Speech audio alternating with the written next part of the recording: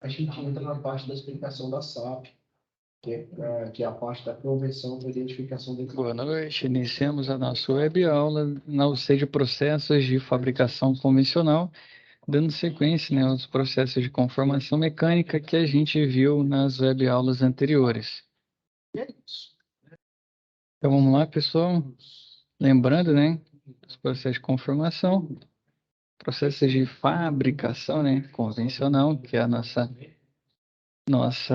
matéria base, conformação é um deles, né? Vamos dar sequência aqui onde a gente parou na nossa última web aula. Então vamos falar sobre estampagem, né? Então, o que é estampagem? Pode ver ali, ó, que basicamente faz uma tigela, né? Faz um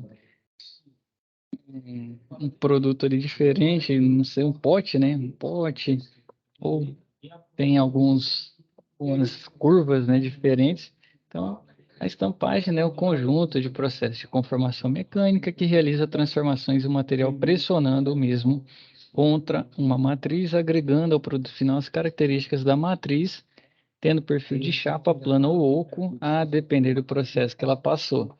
Aqui são exemplos, né, de produtos que podem ser alcançados com o método de estampagem. Os processos de estampagem são realizados por meio de uma ferramenta de estampo que pode ser, né, pode ter diferentes características que variam de acordo com o produto que você deseja obter. Então você tem uma punção e a matriz.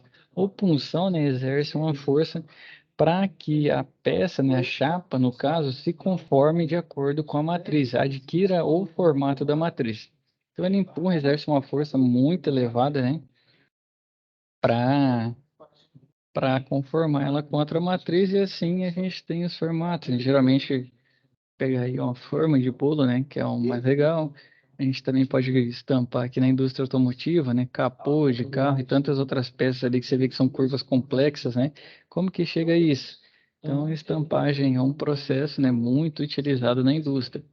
Então, na estampagem, né, seja por corte, dobra ou repuxo, o processo, né, acontece através da alimentação de material na ferramenta de forma automática ou não. Então, após a alimentação, a prensa é acionada, né, movimentando a ferramenta de estampo, que pressiona o material contra a matriz, realizando a operação. Neste processo, utiliza-se a matéria-prima que vem de processos anteriores, como o processo de laminação e de usinagem.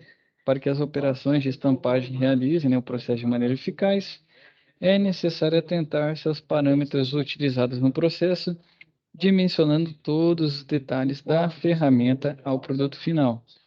Essas operações são realizadas a frio e seus parâmetros precisam estar bem dimensionados para garantir que o produto final tenha as especificações desejadas. Então, corte, né? É um processo de estampagem que modifica a forma, agregando novas características ao material através do corte. Esse processo pode produzir furos, detalhes e pré-formas para operações posteriores. Então, de forma simplificada, né, a operação ocorre quando a punção pressiona o material contra a matriz, até que o detalhe de ambos seja produzido no material, então, até que o corte seja efetuado. Ele efetua uma força muito grande, né? A chapa vai ser conformada aqui contra a matriz já tem os ângulos, né, certinho para que esse material não apenas dobre, né, mas que ele ocorra a fratura naquele ponto. Então vem a punção, né, e faz, por exemplo, aqui o disco ser cortado da chapa, né? Então ele tira essa porção de material aqui no formato que a matriz desejou. Temos o dobramento também, né? Então a dobra é uma operação de estampagem que geralmente ocorre após o material ter passado pelo corte. Então, nesse processo, a matéria-prima, né, é uma chapa que é posicionada entre as partes da ferramenta de estampo, que, quando acionadas, conformam o material agregando-lhe novas características. Então, aqui, ó, naquele caso, a matriz já tinha um ângulo certo para que cortasse, né? Aqui, no caso, até a força que é aplicada, né, influencia. Aqui já é diferente, ele quer que faça só o dobramento, né? Que não frature, não haja ruptura do material, não haja corte. Então, o ângulo também que a matriz, né, vai atacar quando a punção empurrar o material contra ela, né, já é diferente para que não frature. Dessa forma você tem dobras, né? Você consegue fazer dobras em chapas aí de diversas espessuras. Temos o repuxo também, né? Então, esse processo de estampagem é também conhecido como estampagem profunda e é caracterizado por obter produtos de diferentes formas volumétricas. Então, assim como na dobra, aqui, né, o material que é repuxado também pode vir do processo de corte. Então, você fez o corte ali a chapa e depois faz o repuxo dela, né? Tem um punção empurrando contra a matriz e esse processo forma rugas, né? Então, no repuxo, a matéria-prima, né, geralmente é cortada em formato de blank.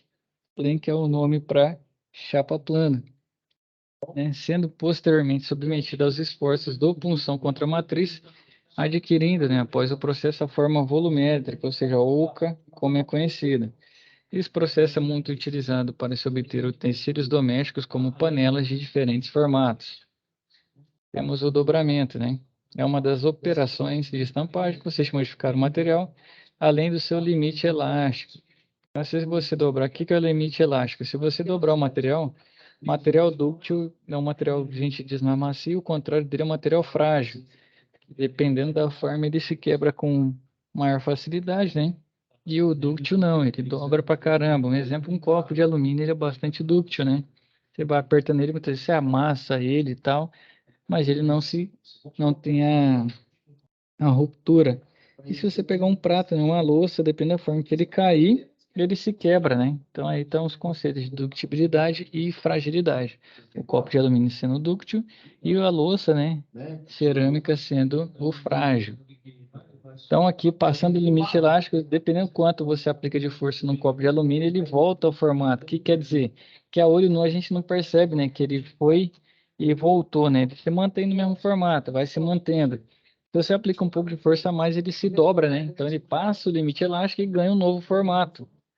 Então, né, é isso aqui que ele está mostrando. Então, nessa, né, o material sofre tensões que provocam tração e compressão no mesmo, transformando uma chapa plana de uma superfície em duas ou mais superfícies formada por ângulos ou por ângulo entre elas, né? Então, no dobramento deve-se levar em consideração a recuperação elástica e a linha neutra, que são características do material e tendem a influenciar na sua modificação durante o processo, né? E nas características obtidas pelo produto final.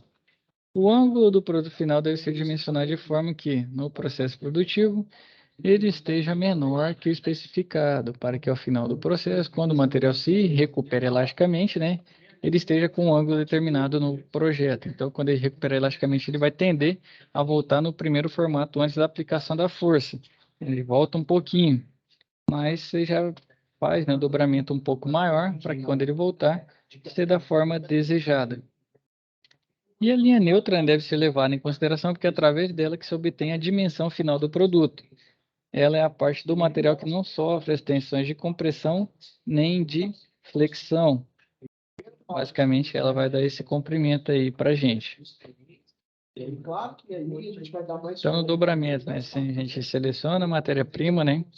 Então, nos processos de estampagem, a matéria-prima vem de outros processos de fabricação. E antes de iniciar-se, né, o processo de dobra, a matéria-prima passa pelos processos de corte, onde o produto adquire o formato e a dimensão prevista para o produto final, né? Tem que verificar, né, as características da ferramenta para definir como se iniciará o processo.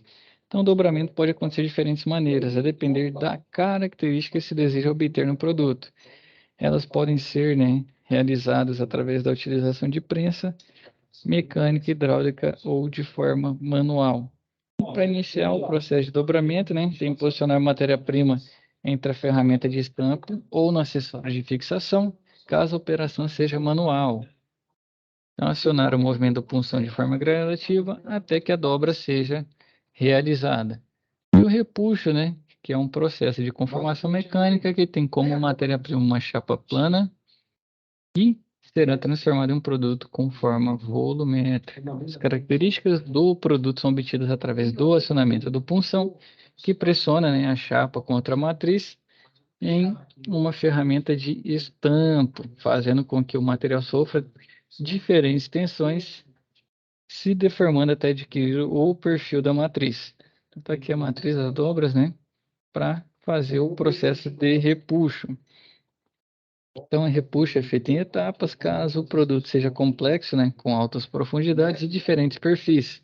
Sendo assim, o material será repuxado de forma progressiva até alcançar a especificação desejada. Então, tem um processo, né, que vai repuxando por etapas. Então, tem a chapa, primeira, segunda e o repuxo final. Aqui, né, os componentes básicos, né, para repuxar é a matriz, as prensas, né, o disco, que é o blank, e o punção.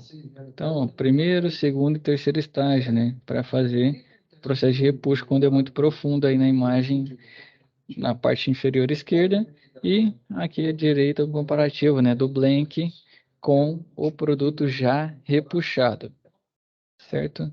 Aqui, né, finalizando ali nos processos de união de peças, né, a soldagem é a união de materiais, onde uma fonte de calor aquece o material com ou sem metal de adição para realizar o processo, podendo ou não aplicar pressão. Esse produto é utilizado largamente na indústria em variadas aplicações e a união do material pode acontecer através de pressão ou fusão. Então, a soldagem por pressão, né? Nesse método, as superfícies do material de base, né, que é aquecida abaixo da temperatura de fusão, são pressionadas. Com a aplicação da pressão, a superfície entre elas, né, tende a aumentar a temperatura, deformando-se plasticamente, unindo as superfícies. E a soldagem por fusão. Nesse método, o material de base é fundido, né, com metal de adição ou não, para que ocorra a união das partes. A união do material ocorre após a solidificação do material. É o metal de adição, né, o calor no metal base, até que a gente consiga fazer a soldagem por fusão. Então temos a soldagem, né, por eletrodo revestido. Esse processo caracteriza-se, né, pela utilização de um eletrodo, o qual pode apresentar diferentes tipos de revestimento.